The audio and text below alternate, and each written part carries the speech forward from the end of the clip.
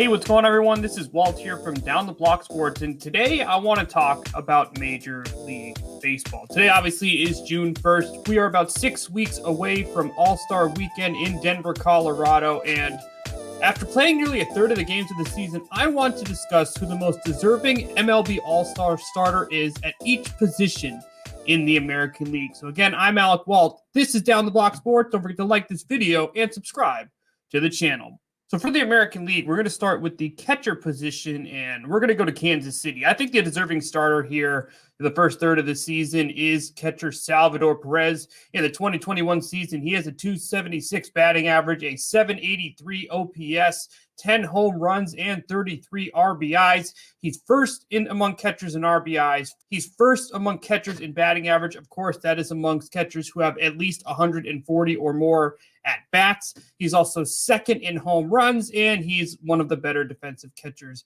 in Major League Baseball. He's been very solid this year for a Kansas City team that's been very up and down. Obviously, they have a chance to be a sleeper there in the Central with the Twins being so awful. So, we'll obviously see how the rest of the season plays out for Kansas City, but I don't think there's a more deserving all-star at the catcher position than Salvador Perez for the Kansas City Royals. Now, at first base, this dude's been a star this year for the Toronto Blue Jays, and that's Vladimir Guerrero Jr. He has a .323 batting average, 1,065 OPS, 16 home runs, 42 RBIs, 40 runs scored. This is crazy. He's first amongst first basemen in baseball in runs scored, home runs, batting average, and OPS. He's second amongst RBIs. I mean, this dude is one of the young stars in Major League Baseball. Obviously, going into the season, whenever we talked about those young stars, we brought up Tatis, Acuna, Soto. We need to put Vlad Jr.'s name in that conversation. I mean, the crazy thing about it is Toronto hasn't had a home ballpark this year. Playing for a team that's had to play in a city outside of Toronto, now moving again to Buffalo, and then still be one of the most productive first basemen in the league, that's extremely impressive. There's absolutely a lock pick right here. Vlad Guerrero has to start at first base. He's been a star for the first third of the season. Now I'm going to stay in Toronto, Dunedin, Buffalo, whatever you want to consider it for the Blue Jays this year. I'm going to go with Marcus Semien at second base. I mean, the second base position hasn't been that outstanding, and obviously most of you watching the show probably think Jose Altuve is the best second baseman in the American League. In some statistical categories, that would be correct, but after what happened in 2017, I have a hard time believing that Altuve is going to generate the votes to be in the All-Star game. Yes, I'm talking about the most deserving, but I'm going to be realistic here. I don't think an Astro gets a starting gig. Now, Simeon's been great this year with a .297 batting average, .915 OPS, 13 home runs, 32 RBIs. He's tied for first in home runs at the second base position, first in RBIs, first in OPS, second in hits, third in batting average, fourth in runs scored. This dude's been a stud this year. And again, a situation like Toronto, he's had to play in multiple cities. So you look at Oakland right now, their production from the shortstop position, obviously Semien having to switch positions for playing for the Blue Jays has been one of the worst in baseball. So he's went to Toronto, signed that one-year deal, and has been a star there at second base. I think, the right side of the infield there is going to be two Toronto Blue Jays starting for the American League. Now, when you go across the other side of the infield, I think we have two teammates as well, and we're going to go to Boston. I think Rafael Devers starts at third base. I think Xander Bogart starts at shortstop. Devers on the season, .280 batting average, .946 OPS, 14 home runs, 43 RBIs. He's first in home runs, first in RBIs, second in OPS, second in runs scored amongst third basemen. He's really taken his game to the next level. Obviously, you look at the Boston Red Sox lineup this year. It's unbelievable with guys like Xander Bogart, who I'll mention in a second, JD Martinez, who I could also mention very shortly. Devers has fit in very well. He's been a solid, consistent bat. Yes, the batting average has dipped a little bit recently, but the home run, OPS, RBI production is all there, sitting in a very comfortable spot there at third base. He's been one of the best third basemen in baseball this year, and I believe he deserves to have his name recognized as the starting third baseman. Now, the man next to him, Xander Bogaerts, has been a stud this year as well. Again, fitting very well in a Boston lineup that's been one of the best in baseball. Bogaerts on the season, .321 batting average, .938 OPS, 10 home runs, 31 RBIs. I mean, the shortstop position is one of the deepest in Major League Baseball, and Bogaerts is top 5 in almost every major statistical category. first in batting average, first in OPS, second in hits, fourth in RBIs, fifth in home runs. I mean, this is a position that has Fernando Tatis Jr., Tim Anderson, Carlos Correa. I mean, obviously Trevor Story and Francisco Lindor are having down years. Unfortunately, right now, Story's dealing with an injury, but Bogarts is in one of the deepest positions talent-wise in Major League Baseball, top 5 in every major statistical category. I think the right side's going to be 2 Blue Jays. I think the left side's going to be 2 Red Sox, and that's a nasty infield there for the American League. They've all been very productive for their teams, and could hear their names very likely called starting that weekend. Now let's go to the outfield, and a potential Rookie of the Year candidate. I think it's almost a lock for him to win it at this point. Adolesce Garcia from the Texas Rangers has been fantastic. It's 286 batting average, 911 OPS, 16 home runs, 41 RBIs. He's first in RBIs amongst outfielders, second tied with Ronald Acuna Jr. in home runs, fifth in OPS, ninth in hits, ninth in batting average. I mean, this is among all outfielders, not just center fielders.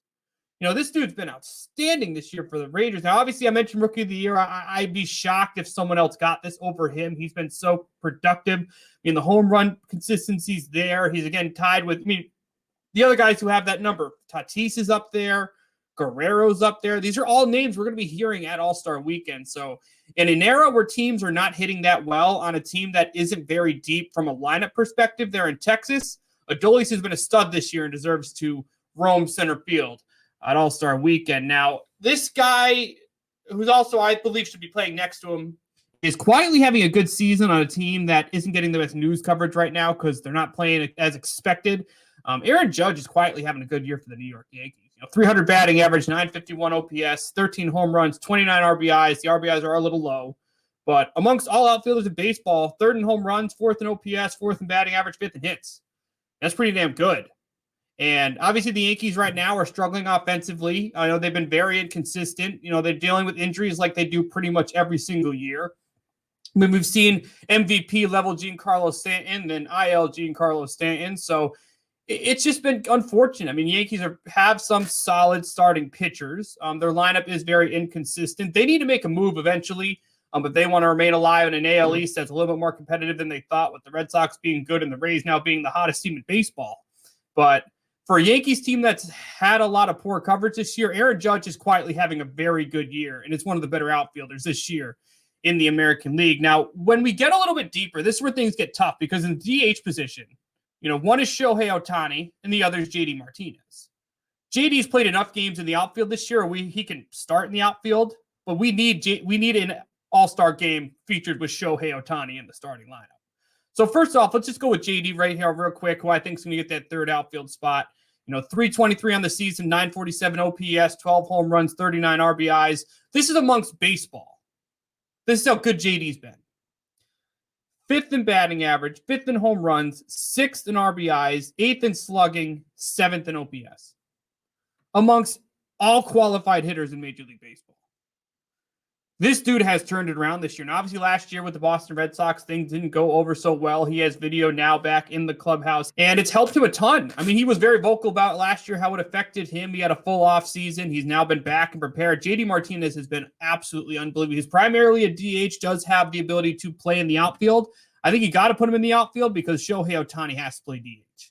And Ohtani this year, obviously the batting average is really low, but he has 15 home runs, 40 RBIs. He's first in home runs, first in RBIs, and first in slugging amongst qualified DHs. Those are all above JD Martinez. Second in OPS. He's been one of the better hitters in Major League Baseball this year.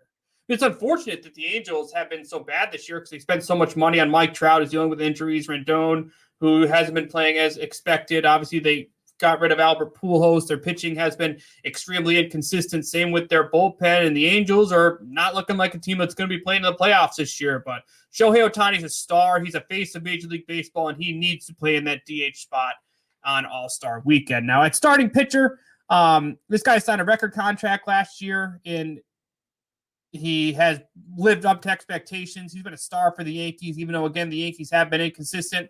And that's Garrett Cole. He's 6-2 on the season with a 1.78 ERA, 97 strikeouts, and a .83 whip. He's third in strikeouts, third in wins, which I get isn't the best category, but they are winning games when he's on the mound.